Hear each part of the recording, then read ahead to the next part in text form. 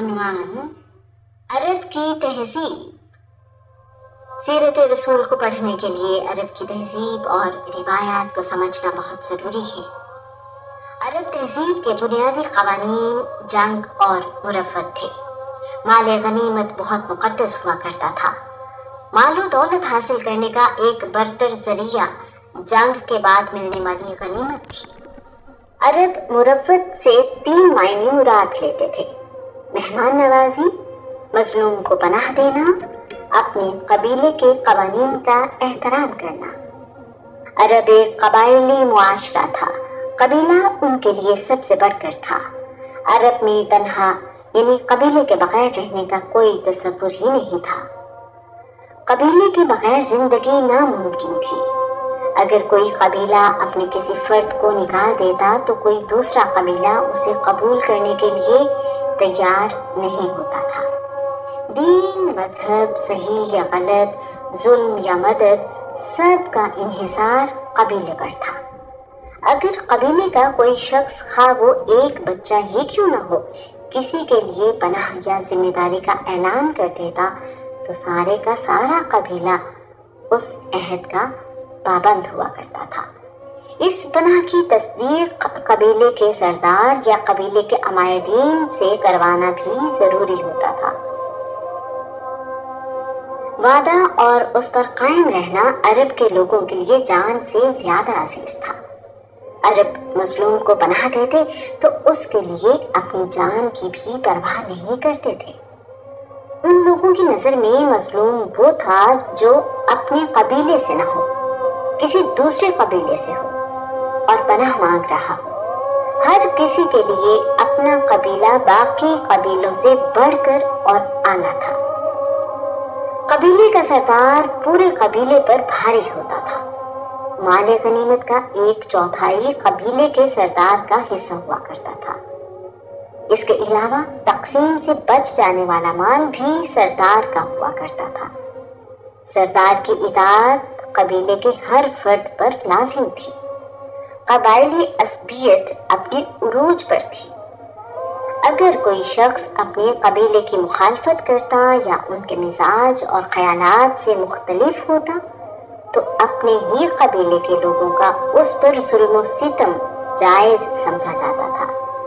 उसके हक में ना तो कोई आवाज उठाता ना किसी को उस पर रहम आता। अगर कोई कबीला अपने किसी फर्द की जिम्मेदारी से हाथ उठा लेता तो ये ऐसे था जैसे उसको सजाए मौत सुना दी गई हो।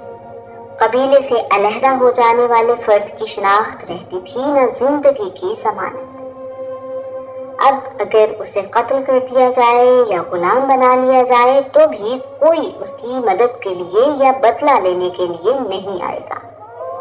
कोई इंसान कबायली पनाह में ना होता या भूला भटका होता तो उसे गुलाम बनाकर बेच दिया जाता था। ज़ैद बिन हारिसा को अगवा करके गुलाम बना लिया गया। गुलामी का मतलब था कि अब वो इंसानों के दर्जे से निकलकर जानवरों से बदतर जिंदगी बसर करने पर मजबूर है। मुसाफिर को रास्ता दिखाते दिखाते कैद कर लिया जाता। सलमान फारसी को यसरब का रास्ता दिखाते हुए गुलाम बना दिया गया। गुलामों की मंडियां लगती थी और खरीदो फरोख्त होती थी। गुलाम को कत्ल करने की कोई सजा नहीं थी। मालिक को उसकी सांसों पर भी हक हासिल था और उसके जिस्म पर भी।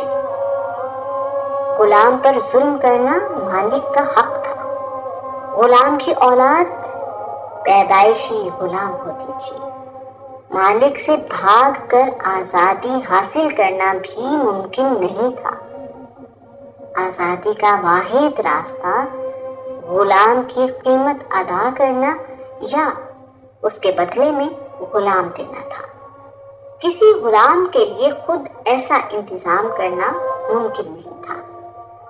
अरब में 3 चीजें बदबख्ती की निशानी समझी जाती थी: अजनबी या कमजोर होना, गुलाम होना, स्याह फाम होना। अरब मुआशरे में अगर कोई शख्स कत्ल हो जाता तो मकतूल का कबीला قاتل کے قبیلے سے قصاص لیتا تھا، نہ کہ اس قاتل فرد سے۔ ان کا عقیدہ تھا کہ جب تک مقتول کا بدلہ نہ لیا جائے اسے سکون نہیں ملتا اور اس کی روح الو بن کر بیابانوں میں بھٹکتی رہتی ہے۔ وہ روح ہر وقت پیاس پیاس کہتی رہتی ہے۔ جب اس کے قتل کا بدلہ لے لیا جائے تو اس روح کو سکون مل جاتا ہے۔ اسلام سے پہلے قتل کرنا گناہ نہیں سمجھا جاتا تھا۔ اگر کوئی قبیلہ طاقتور ہوتا تو اسے خون بہا 10 اونٹ ادا کر دیا جاتا۔ یہ تھی انسانی زندگی کی کل قیمت۔ قبیلے کے افراد کی تعداد، مال، جانور، اسلحہ، علاقہ اور جنگ کرنے کی اہلیت قبیلے کو کمزور یا طاقتور بناتی تھی۔ طاقت ہی سب کچھ تھی۔ کمزور قبیلے کے لوگ کچھ مطالبہ نہیں کر سکتے تھے۔ کمزور قبیلوں کے حقوق نہ ہونے کے برابر تھے۔ ہر قبیلہ قاضی تھا اور فیصلہ کرنے میں آزاد۔ باپ کی غلطی کا بدلہ بیٹے سے اور بیٹے کی غلطی کا بدلہ باپ سے لینا عام تھا۔ ایک سردار کی خواہش پر جنگ کرتے ہوئے ہزاروں لوگوں کو قتل کر دیا جاتا تھا۔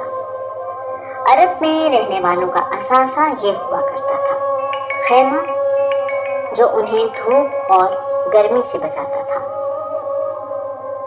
اونٹنی جو سواری اور دودھ کے کام آتی، تلوار جو ان کی حفاظت کے کام آتی۔ عورت کو بھی کچھ قبائل اثاثہ ہی سمجھتے تھے اور اسے دوسرے مال کی طرح سمجھا جاتا تھا۔ جانوروں کا ریوڑ، اونٹ کی سواری سب سے بہتر تصور کی جاتی تھی۔ صحرا کا سخت موسم، ریت میں چلنا اور کئی دن تک پانی کے بغیر زندہ رہنا اونٹ کی اہمیت میں اضافہ کر دیتا تھا۔ اونٹ 10 دن تک پانی پیے بغیر صحرا کے سخت موسم میں اپنی پوری قوت کے ساتھ سامان اٹھا کر سفر کر سکتا ہے۔ اس پر کمزوری کے کوئی آثار نظر نہیں آتے۔ ایسے وقت میں اس کی غذا جنگلی جھاڑیاں ہوتی ہیں۔ ایسا لگتا ہے کہ اللہ کریم نے یہ جانور پیدا ہی صحرا میں رہنے والوں کے لیے کیا ہے۔ زیادہ اونٹ رکھنے والے شخص کو امیر اور خوشحال سمجھا جاتا تھا۔ انعام و اکرام بھی عموماً اونٹوں کی صورت میں دیے جاتے تھے۔ خچر اور گھوڑے بھی سواری کے کام آتے تھے۔ لیکن صحرا کے سخت اور لمبے سفر کے لیے مناسب نہیں تھے۔ سفید خچر بہت قیمتی تصور کیا جاتا تھا۔ سفید خچر کو اس زمانے میں شاہی سواری کا درجہ حاصل تھا۔ بھیڑ بکریاں بھی پالی جاتی تھی۔ ان کا استعمال دودھ اور گوشت کی صورت میں ہوتا تھا۔ بھیڑ بکریاں تجارت کے لیے نہیں پالی جاتی تھی۔ عرب میں جانوروں کے ساتھ ظلم عام تھا۔ زندہ جانوروں کو باندھ کر تیر اندازی کی مشق کی جاتی تھی۔ زندہ جانوروں کے جسم سے گوشت کاٹ لیا کرتے تھے۔ جانوروں کی دم اور گردن کے بال کاٹ لینا عام تھا۔ زندہ اونٹ کی کوہان اور بھیڑ کی چربی والی چکی کاٹ کر کھا لیتے تھے۔ اگر کوئی شخص مر جاتا تو اس کا جانور اس کی قبر پر باندھ دیتے تھے۔ ایسے جانور کو کچھ کھانے پینے کے لیے نہیں دیتے تھے، یہاں تک کہ وہ جانور بھوک پیاس سے مر جاتا۔ کعبہ میں پناہ لینے والے کے لیے سب قبیلوں کی پناہ تھی، چاہے وہ قاتل ہی کیوں نہ ہو، اسے کچھ نہیں کہا جاتا تھا۔ عرب کے لوگ اپنے سر پر کافیہ یعنی عرب کا روایتی رومال رکھا کرتے تھے۔ یہ سخت موسم سے بچاتا اور ان کے لیے فخر کا نشان بھی تھا۔ عرب میں داڑھی رکھنے کا رواج عام تھا۔ اس کا تعلق کسی دین سے نہیں تھا۔ اپنی چادر یا پاجامے کو لٹکانا اور پاؤں کے نیچے لینا فخر و تکبر کی نشانی سمجھا جاتا تھا۔ عرب کے رئیس اور شرفا بچوں کو دودھ پلانے کے لیے معاوضے پر دایا رکھا کرتے تھے۔ دودھ پلانے والی دائیاں بیٹوں کو اپنے ساتھ گاؤں لے جاتی تھی۔ بیٹیوں کے لیے دایا گھر پر رکھی جاتی تھی۔ तमाम दुनिया से लोग हज के लिए मक्का आया करते थे। इस वजह से उनकी ज़बान में बहुत से दूसरे अल्फाज भी शामिल हो गए थे। दूध पिलाने के अलावा बच्चों को देहात में भेजने का मकसद खालिस अरबी ज़बान पर अबूर हासिल करना भी था। अरबों के लिए उनकी ज़बान उनका फ़ख्र था। ज़्यादा तादाद में शादियाँ करना उनकी सकाफत थी। अरब में बीवियों की तादाद या हद मुकर्रर नहीं थी। शादी के लिए दुल्हा दुल्हन की उम्र में फ़र्क कोई हैसियत नहीं रखता था। लड़कियों की शादी छोटी उम्र 9-10 साल में करना आम था। दुल्हन की उम्र बेटी या पोती के बराबर होने के बावजूद शादी आम थी। बिल्कुल इसी तरह दुल्हा की उम्र भी कोई मायने नहीं रखती थी। औरतें अपने वली के बगैर शादी नहीं कर सकती थी। शादी के लिए सरपरस्त की रजामंदी जरूरी थी। बाप के मरने या तलाक देने पर सौतेला बेटा अपनी वालिदा से शादी कर लेता था। औरतों के लिए भी दूसरी, तीसरी या चौथी शादी आम थी। तलाक का इख्तियार मर्द को हासिल था और उसकी कोई हद मुकर्रर नहीं थी। अरब अपनी बेटी की शादी अपने ससुराल में या अपने वालिद के ससुराल में करके समझते थे कि उन्होंने अपनी बीवी माँ का बदल अपने ससुराल वालों को दे दिया है। अरब पत्थरों से बने घरों में रहा करते थे। घर अमूमी तौर पर एक मंजिल के होते थे, यानी सिंगल स्टोरी। कुछ लोगों के घर 2 मंजिला भी होते थे। अरब में खुशबू को बहुत अहमियत हासिल थी। यहाँ तक कि अरब पीने वाले पानी में भी खुशबू का इस्तेमाल किया करते थे। अरब में औरतों के बारे में मुख्तलिफ रवैया पाया जाता था। कुछ कबीलों में औरत को बड़ी अहमियत हासिल थी। यहाँ तक कि कुछ कबीलों की सरदार औरतें थीं। नबूवत का झूठा दावा करने वाली सजाह बिनते हारिस अपने कबीले की सरदार थी। जंग और सुलह की वजह औरतें बनती थी। बदवी औरतें मर्दों की तरह दलेर होती थी। उन औरतों के दिल में डर, खौफ नाम की कोई चीज नहीं थी। कुछ कबीले औरतों को कम तर मखलूक समझते थे। ये मनकूला जायदाद थी। औरत विरासत में तकसीम होती और किसी से भी उसका लेन देन किया जा सकता था। बेटी का पैदा होना मनहूस ख्याल किया जाता था। कुछ लोग बेटियों को जिंदा दफन कर देते थे, मगर तमाम कबाइल में ऐसा नहीं था। कुरैश के कबीले बेटियों को जिंदा दफन करने के खिलाफ थे।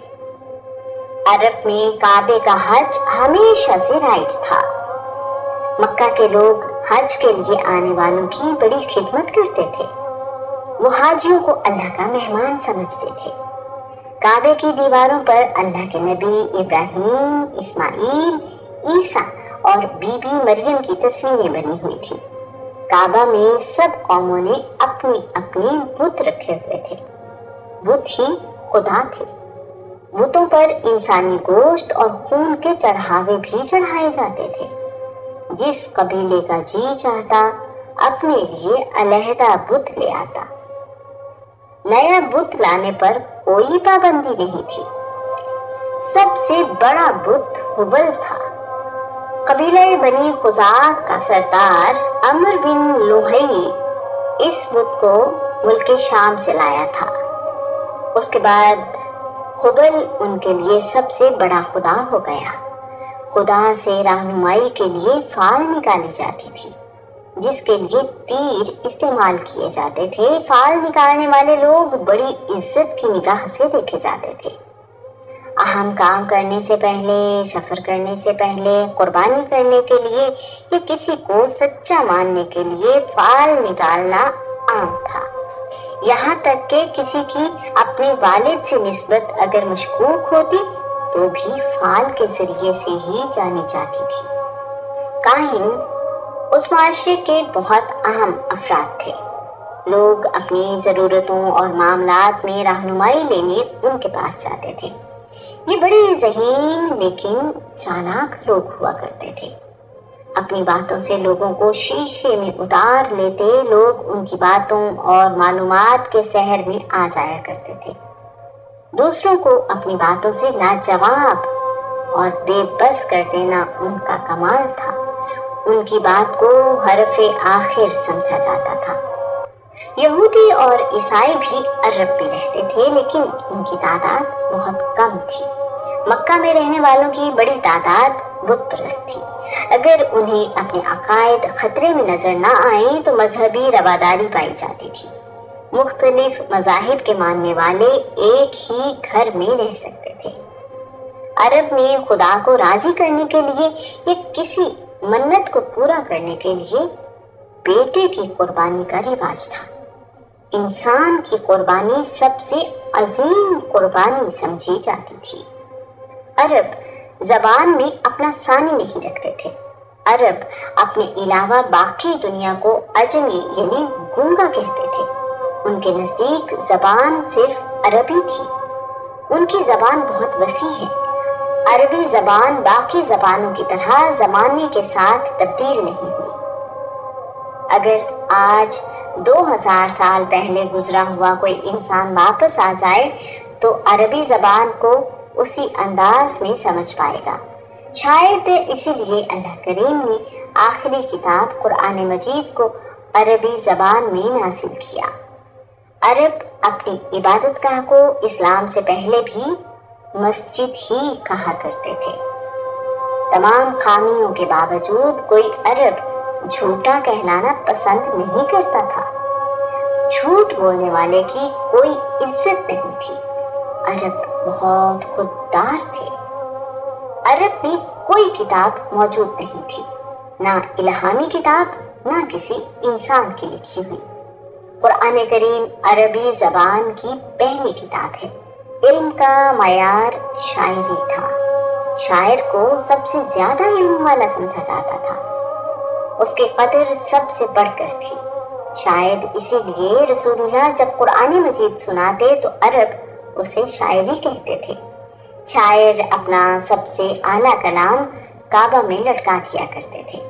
باقی معاشروں میں شاعر ایک ادیب کی حیثیت رکھتا ہے، جبکہ عرب میں شاعر ایک ہی وقت میں ادیب، طبیب، روحانی پیشوا اور دانشور تصور کیا جاتا تھا۔ عرب میں ذوق کی تسکین کا واحد ذریعہ شاعری تھا۔ ان کے ہاں تاریخ بھی شاعری میں ہی ملتی ہے۔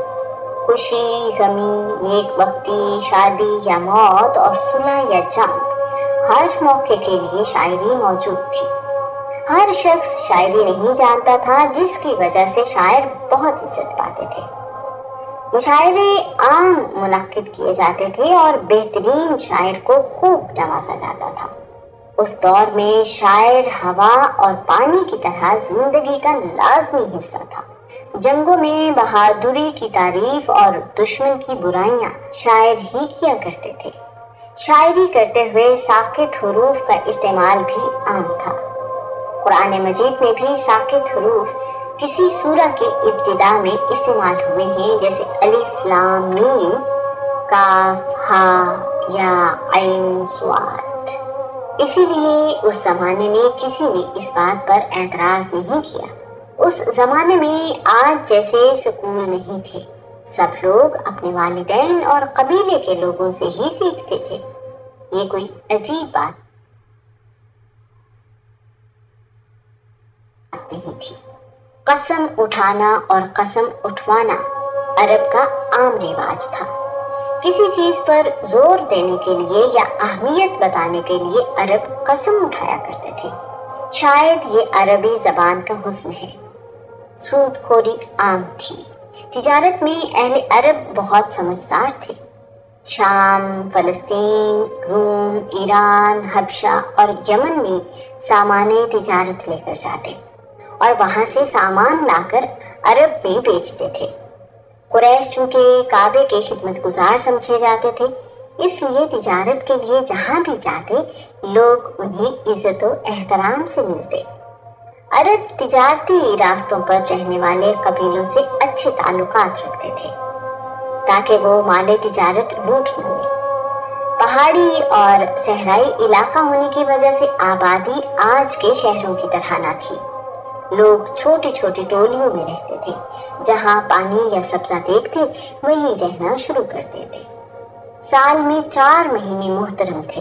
ये महीने रजब, ज़िलक़ाद, ज़िलहज और मुहर्रम थे। इन महीनों में ना जंग की जाती, ना ही काफिलों को लूटा जाता। इन्हीं महीनों में हज और उम्रा अदा किया जाता था। कोई मरकजी निज़ाम था, ना कोई मरकजी हुकूमत।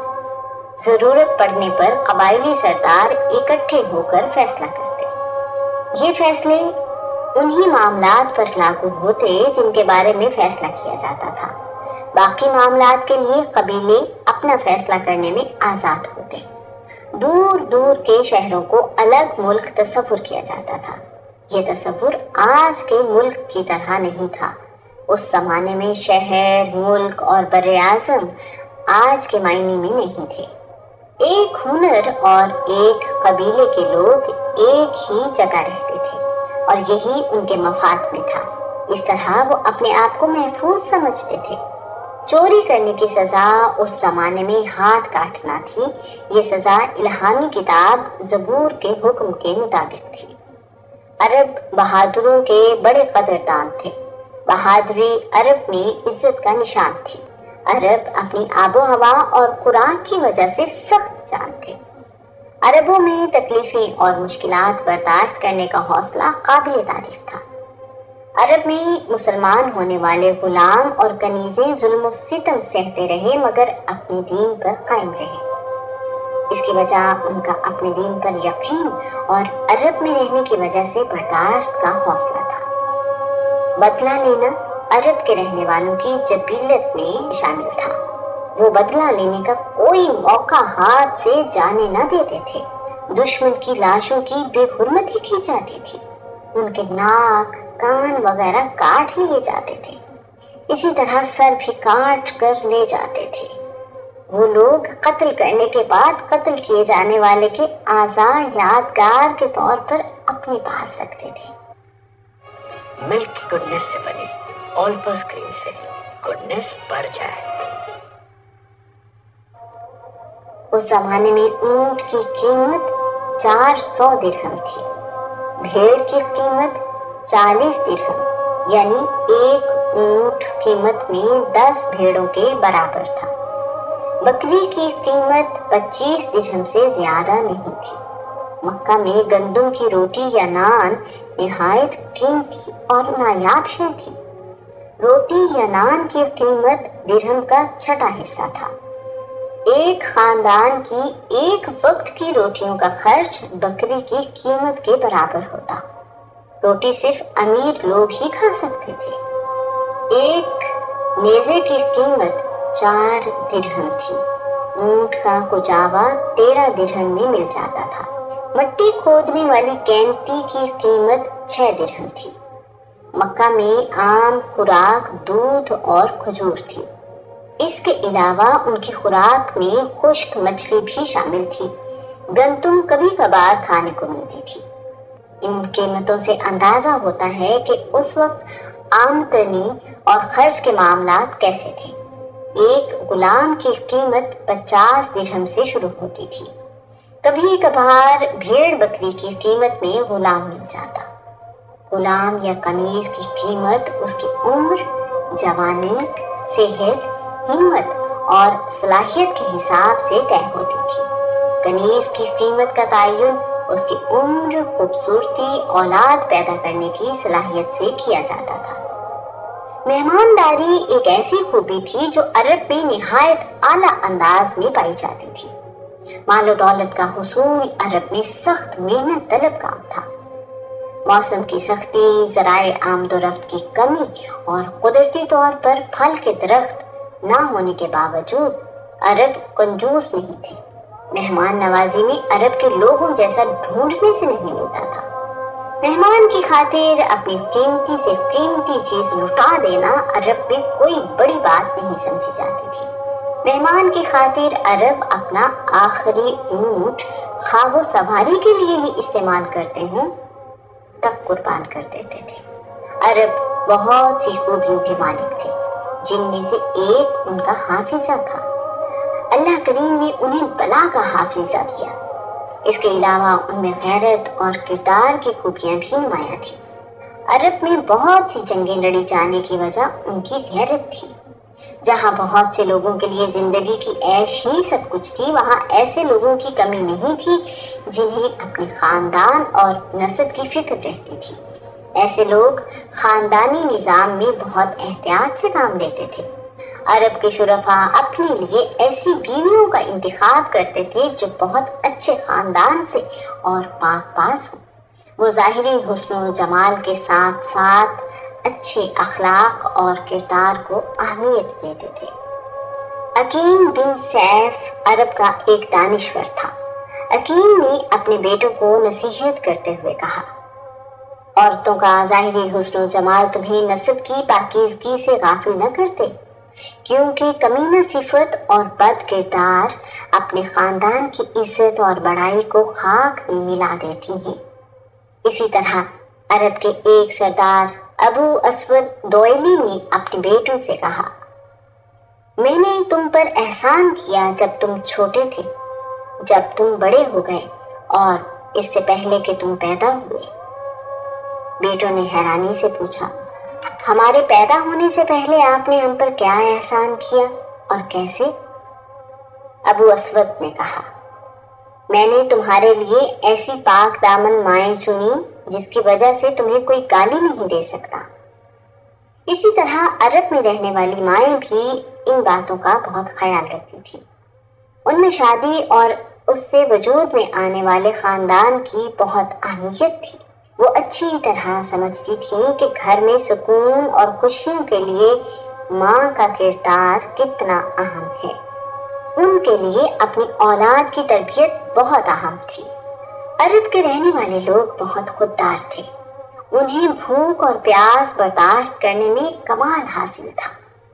یہ کہنا مشکل ہے کہ صبر اونٹ میں زیادہ تھا یا عربوں میں۔